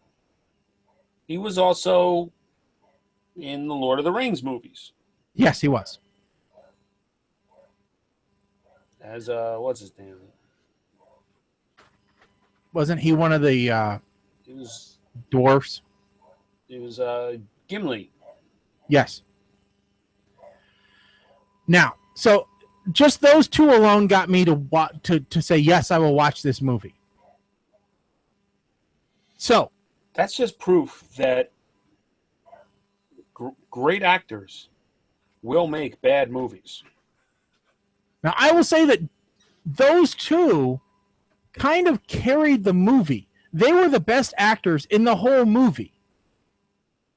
Everybody else was horrible, but those two did the best. Okay. All right. Now, so what I thought was interesting was, all right, here's Joe Flanagan, a guy who's best known for going through wormholes to other planets, in a horrible sci-fi movie where he's transported via a wormhole to another dimension. If he hasn't been typecast, I don't know what's happened. All right. And he's a colonel in this one too. So they just changed his last name. He's still Colonel Sam. In this one, he's Sign, not Shepard. It sounds like they did that intentionally to try and get some Stargate folks to latch on. Very could be, because his character is almost identical, which I think is why he's so good in this. Okay. You know, but anyway, it is a bad movie. All right. It has some good times in it, but it is a bad movie. If you want a bad sci-fi movie, watch this movie. All right. Here's some of the things that I want to point out about this movie. And this is a running theme that I think I'll find through all the movies that I look through. All right. They've been transported into another dimension. Now, the original team was this Colonel Sam and a couple other guys that were on light security duty.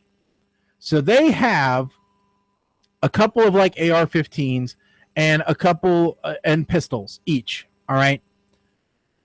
Now they are using these things like they're going out of style once they're transported to this new planet.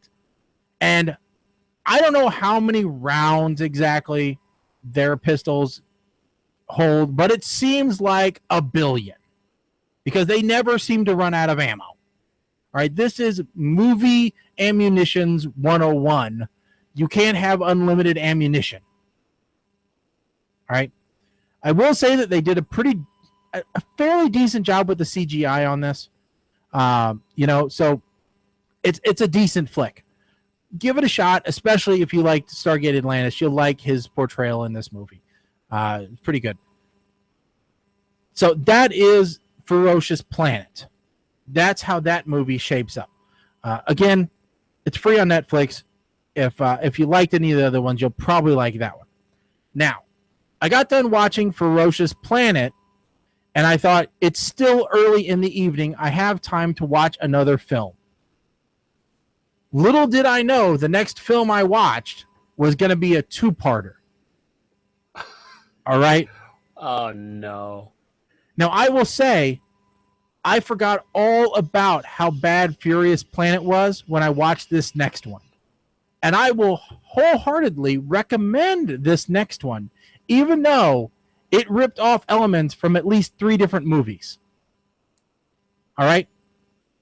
All right, hit me with the title. Category 8. Now, Category 8 is another sci-fi movie. It's by the Sci-Fi Network. Because I just typed in category on IMDb. And there's a lot. Apparently, oh, yeah. Okay, Category 8. Oh, boy. Category 8 isn't even on IMDb. I'm trying to find it here. Apparently, it goes 3. It's just called Cat. Just do Cat 8. CAT.8. Okay. They called it a TV mini series. Okay, because apparently there was Cat. I got Cat 3, Cat 4, Cat 5, Cat 7. People love categories. Oh, so did you find it? Matthew Modine? Matthew Modine. Wow. Another reason why I watched this movie. Matthew Modine is the main character. Now, for those of you who don't know who Matthew Modine is, I knew Matthew Modine from what the hell was the name of the movie? Because, damn it, now I can't remember the name of the movie that I knew Matthew Modine from. Okay, Matthew Modine was in Private School. Was in Vision Quest. Nope. He was in The Dark Knight Rises. Nope. What? Okay, now I got to go to I'm just going to go to his page. He was in Full Metal Jacket. Nope. This was Bye Bye Love is where I knew Matthew Modine from. Okay. Well, okay, I just named pretty much everything else he was in. He was in Memphis Belle. Yeah. Bye Bye Love is where I knew Matthew Modine from. And he did a really good job in that movie. So I thought, well, it's got him in it. It's got to be a good movie. Well, all of the movies that we just named were good movies. Okay. So he's been in very good movies. Yeah. And in this movie, he plays Dr. Michael Ranger. Now, this is a 2-part. They call it a miniseries. Really, I think it's just a really long movie. Okay. It has night 1 and night 2. Those are its parts. Now, I did end up binge watching this, and I watched both parts in one sitting because I had to know what happened next. All right. Now, this is a 2013, again, sci-fi thriller put out by the Sci-Fi Channel. And I thought it was pretty good. Today, you can watch that on Netflix for free, or you can rent it on Amazon for $6. Now, here is the summary. A research program abandoned by the best solar physicist when the Pentagon wanted to put it into military use has been resumed by his former deputy. Her incompetence and the defense secretary's haste causes it to be tested too soon, stirring unprecedented solar flares, ultimately a plasma-causing disaster on a on all continents. Only the genius can think of a way out, only to be later to be victimized by the secretary who needs to cover everything up. Even when it turns out the Earth's core has stopped spinning, aka in the core, an unimaginable seismic apocalypse, the genius must still evade special forces to stay free and save the world again. I was going to say, research program, okay, Destiny. Yeah. Pentagon wanted to put it to military use, Destiny. But first, it starts out similar to, I think, Solaris, maybe. There are other ones that deal with solar flares happening on the sun that are going to envelop the Earth and cause a bunch of problems there. So that's one that it stole from. And then, yes, now we've got the Earth's core stop moving and we need to restart the core. What's it going to take to restart the core? Starting an unimaginable seismic apocalypse. Okay, so now San Andreas. Yeah. So, yes, it steals from a lot of different movies. All right. And I think it's awfully convenient that the thing that caused the problem is the solution to all the problems. All right. I'm not giving anything away. You can see that coming from a mile away with this movie. All right. Now, let me give you the good points of the movie. Good points. It's got great acting. All right. The acting is phenomenal by, for the most part, a bunch of unknowns. All right. I have not seen any of these people other than Matthew Modine in anything, and they do a great job. All right. Now you're forcing me to look and see if I've ever seen anything that any of these other people have been in. Another good point. They absolutely destroy Chicago. They killed 2.7 million people. All right. Rather than having some last minute thing that saves it. No, they let it die. All right. It must have, here's the final good thing about it. It must have had a colossal production budget because there were so many different sets that they were on. And a lot of them were like one use. There was an airplane crash set that was on screen for less than 5 minutes that looked realistic. All right. They had some really good production value on this. All the special effects were excellent. They were really, really good. Now, just like my ammo problem with, Ferocious Planet, here is my end of the world issue with Category 8. All right. It's the end of, you've had electrical storms, all right, that have knocked out the power grid. You have no idea when it's going to come back on, if it's going to come back on. They're telling you solar storms are getting worse, not better.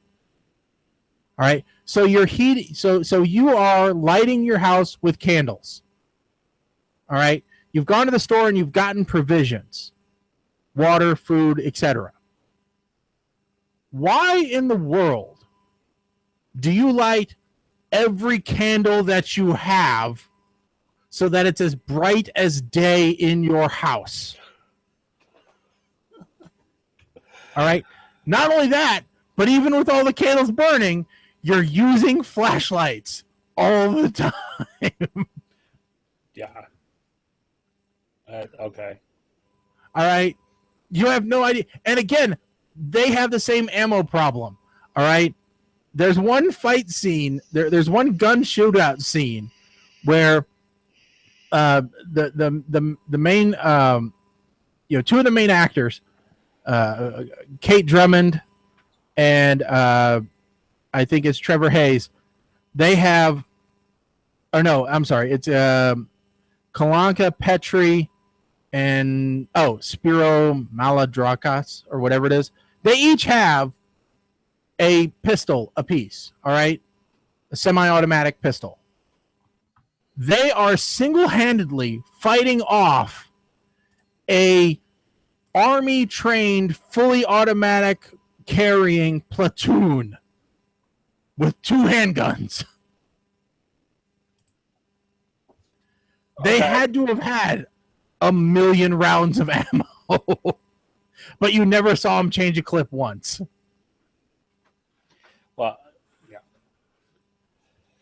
So, all right. So I got. but I will tell you, great movie. Watch it. It's a good flick. I added it to my queue because I'm sure I'll want to watch it again. Okay, I've got the bad movie that I watched recently. Okay. And it was on Sci-Fi. I don't know if you could see it anywhere else.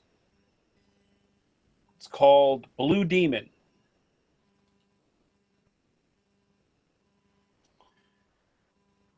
Is it about a Mexican luchador? No. Oh, darn, because when I Googled Blue Demon, that's all that showed up. It is basically a sci-fi knockoff of Deep Blue Sea. Okay, I see. It's a 2004 thriller horror. Now, here's where it gets interesting. You have Dee Dee Pfeiffer, who I commonly refer to as the poor man's Cameron Diaz. Okay, I can see that. Randall Batinkoff, who was in School Ties and some movie with Molly Ringwald, and I don't know what else he was in. Danny Woodburn, who's a midget who's in just about everything. I remember him most from, this is bad, Employee of the Month. He was the regional manager of Super Club. Okay. Jeff Fahey is the general. He's the bad guy. So, okay, there's your credibility, because Jeff Fahey is about as good as, or about as reliable in B movies as, who was the guy we were making fun of last time from Best of the Best, and then his career went downhill? I can't remember his name. All right, I got to step out for 1 sec. I'll be right back. Okay, so anyhow, this movie, Blue Demon, has some of the worst special effects for sharks you ever seen. It's got bad B acting, but this is like, it's kind of like Eric Roberts. That's the B actor I was thinking of. Eric Roberts is the king of B movies now. Suddenly this has turned into the 8-Man Cummins because I'm all by myself and I got to just rant. Christine Lakin is in here also. I think she was best known as one of the daughters on Step by Step, the head show with Patrick Duffy, and Thigh Master chick, Suzanne. Suddenly we're playing 6 Degrees of Kevin Bacon. I wish we were on You Now. I hope we're on You Now, because I am awesome at the 6 Degrees of Kevin Bacon. And now my ADD is kicking in because I'm just all over the place. So let's see, what else? What other bad shark movies have I seen? Apparently, there's a whole list of bad shark movies out there. But let's talk about Blue Demon, okay? The sharks are named after the Marx Brothers, which that should be your first sign that they're trying to be funny and it's not going to work. There's actually no trivia. That's a bad sign. When there's no trivia at all for a movie and only goofs, and if the budget is less than $1 million to make, well, I shouldn't even say that, because Sharknado's budgets are probably even less. And now I'm going to jump past Sharknado for a second. Marriage Boot Camp is a show that's on one of them, WeTV or something. Don't ask me how I know about WeTV, all right? I live with my wife, puts stuff on that I don't get to pick. But Marriage Boot Camp, apparently Tara Reid from the American Pie movies and Sharknado movies is going to be on there with her boyfriend, which doesn't make sense because it's Marriage Boot Camp, I guess, because they want to get married and they have to work all this shit out. But she apparently flips out, and she is like the Kaneki. She is to Marriage Boot Camp as Kaneki was to Celebrity Rehab. Should be interesting. I hear possibly. I see movement. I think he's coming back. Uh-oh. Never good when you got to step out. There's one less bunny in the yard. Again? Yep. Man, you're going to have to listen back because I just went on complete tangents, bouncing around. Somehow I started into a 6 Degrees of Kevin Bacon rant. I will definitely listen back. So, but no, God, I hate it when that happens. Oh, usually when you have to leave, That's usually what it means, Yes, it does. unfortunately. Yeah, because nobody can bother to look out the back door to see if there's a bunny in the yard before they let the dogs out. Well, that's because you have an expansive property. It's not that damn big that you can't look with your eyes. Okay, well, you need more light out there then. It's daytime. Well, it's dark here. I can't get more light than the sun. Okay, well, it's dark here. I forgot, all right? I don't know what time sunset is in your neck of the woods. Sorry. But, okay. So, anyway, so we both watched bad movies. Yes. Basically. But I'm telling you, if you do have a chance to watch that Cat 8, it's good. You know what other bad movie I watched since the last show? Fantastic Four. Everybody says it's a bad movie, but I like it.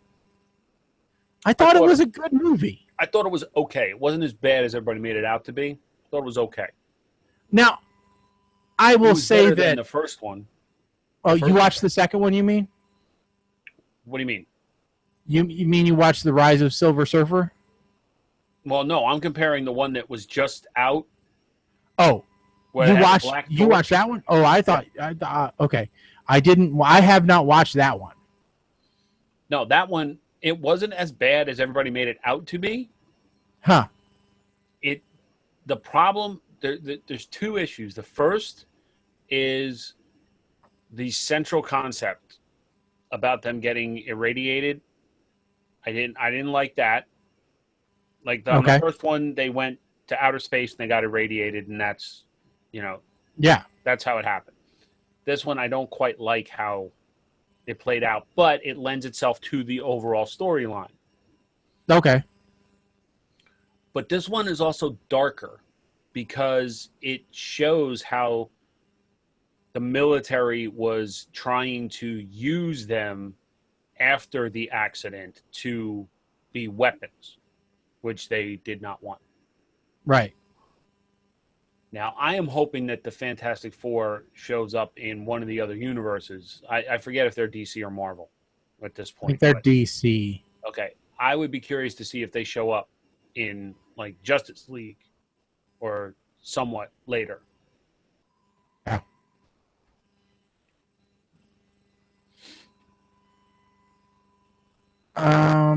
Also was announced that the last Hugh Jackman Wolverine movie is going to be rated R, following in Deadpool's. Yeah, that's what I heard. Yeah, things got really weird here real quick. Yeah. Hold on, give me just 1 second. Okay. While Shaggy reboots or disconnects something and changes out a cable. Wouldn't be a PTR show if we didn't have some kind of technical difficulty.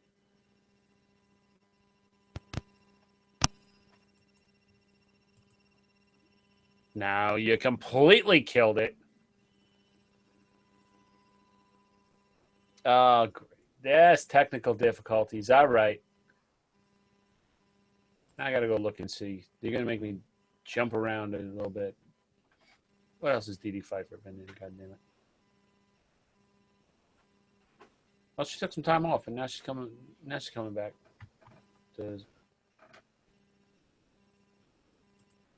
Shaggy's still not speaking? Still can't hear you? You done? Do you want me to wrap it up? I can't hear you. Keep talking. Okay, I'll keep talking. All right, so let's go back to Christine Lakin here. Where do I know her from? Was she from? Oh, well, she does a voice on Family Guy, but was I right? Was she in that show with Patrick Duffy? Was she in Step by Step? Was I right? Yes, I was. She played a tomboy, and she was one of those young ones that grew up to be like hot, which is all right. There, that should be a little better. Hey, you're back. All right. Yeah, I'm back. Okay, yeah. So, sorry about that. I don't know what the hell's going on. Other than it's still Windows 10, I'm blaming. I'm blaming Windows 10. No, you can't blame Windows 10. I can blame Windows 10 all I want. No, you can't. Yes. I'm on Windows 10. It's a combination of Windows 10 and the rabbit. No, I'll blame the rabbit before I blame Windows 10. So I now also realize that I need to go shopping at Walmart more often. Now I need to take a video. That Chewbacca mask woman, that could have been me. It could have been you. If I had bought the Chewbacca mask, I could have been a YouTube sensation. Yeah. You could have been on Good Morning America. This...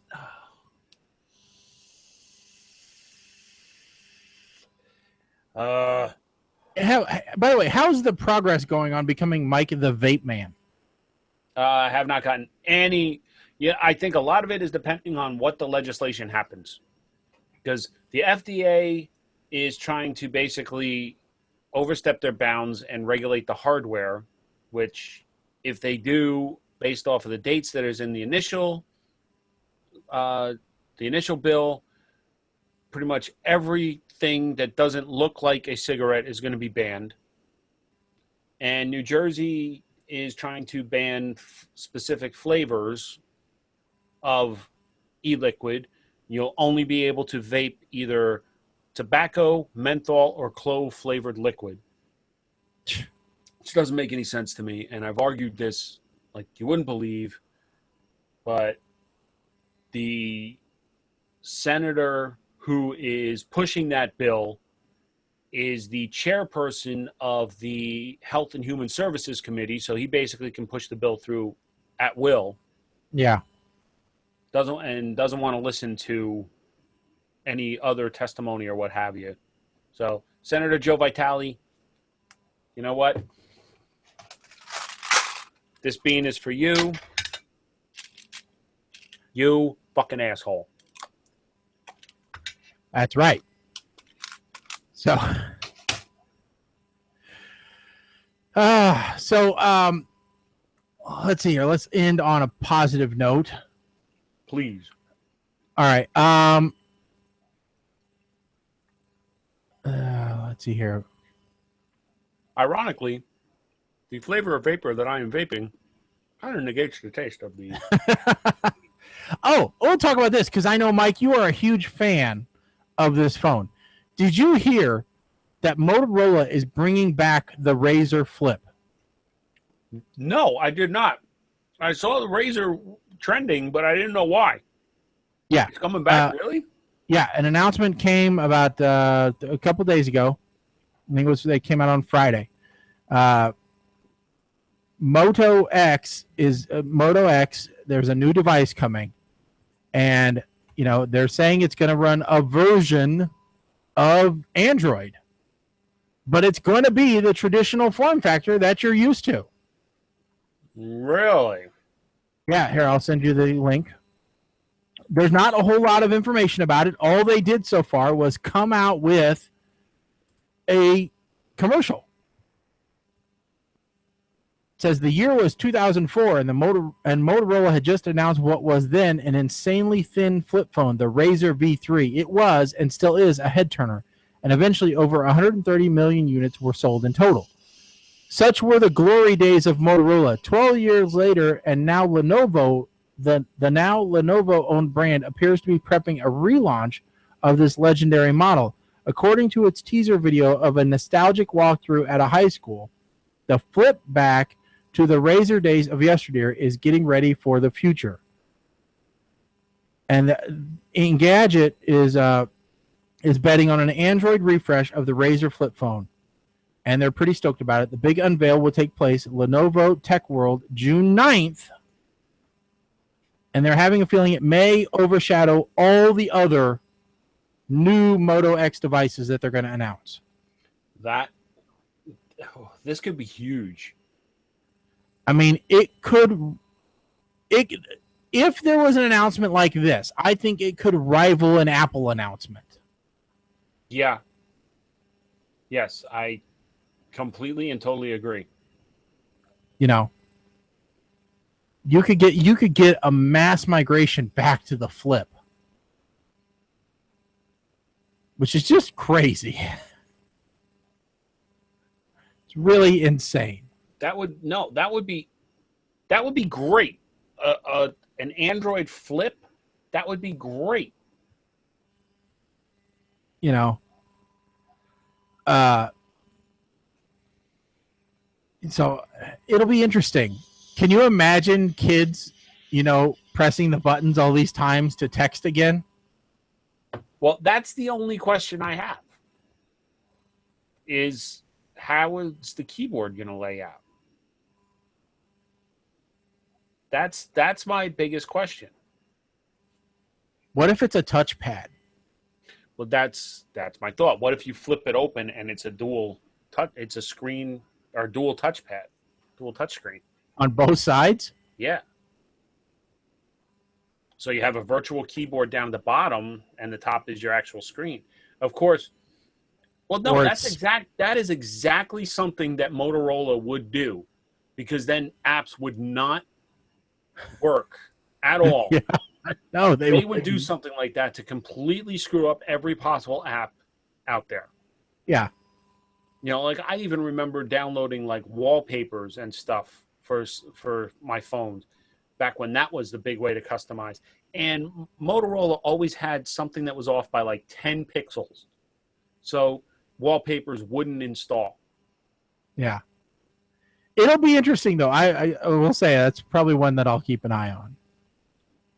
So, the last thing, and I'll end with this. And Mike, I think you'll be interested in this, because when I come on our next show, I will then be done, and I'll be able to report on my largest DJ gig ever. Okay.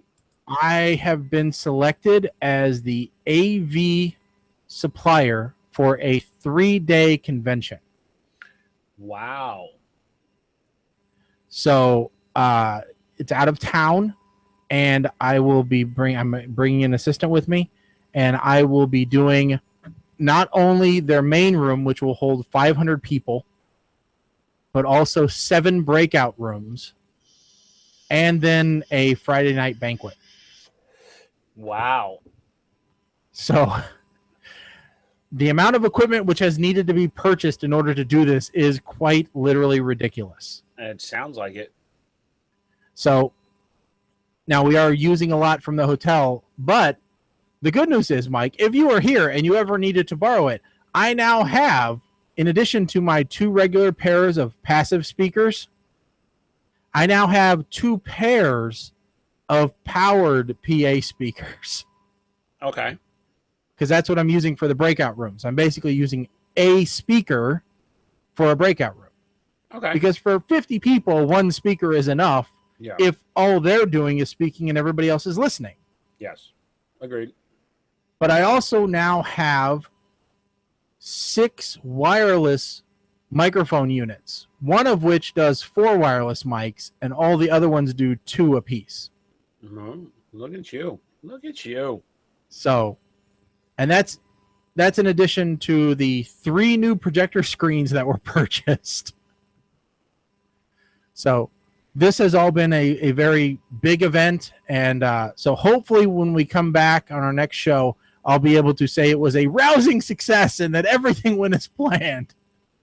And not that it was an awful experience and I'm never going to do it again. No, I think you'll be fine. But you'll be fine. Considering I'm already contracted to do next year, I have to at least do it one more time. Okay. So, you know, this will be interesting, if nothing else, because I am the primary guy, and anything that they need AV-wise from the hotel also goes through me. So if somebody needs something, they come to me, and then I go to the hotel. So Wow. It'll be fun. When is this? This is the first weekend in June.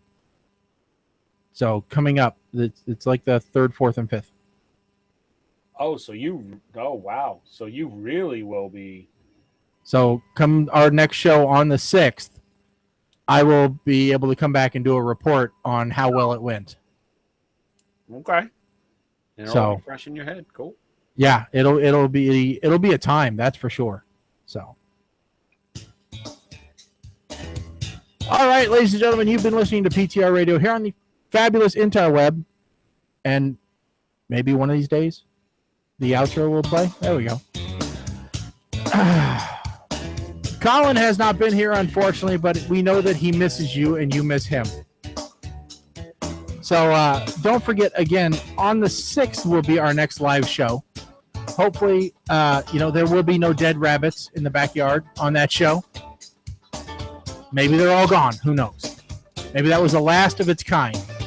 The last Highlander rabbit is gone. Doubtful. One rabbit got a little stronger tonight. All right. Don't forget, check out our movie reviews. We'll post links to the YouTube trailers for the movies that we talked about up on our Facebook page. Let us know what you think of the movies, and we'll have a couple new ones for you on our next show. Right, folks? Again, we'll be back on the 6th. Tell your friends, tell your neighbors, tell your family. Listen to the show. We need your help to help spread the word. I'm Shaggy. I'm Mike the Ape Man. Catch you later, folks. We're out of here.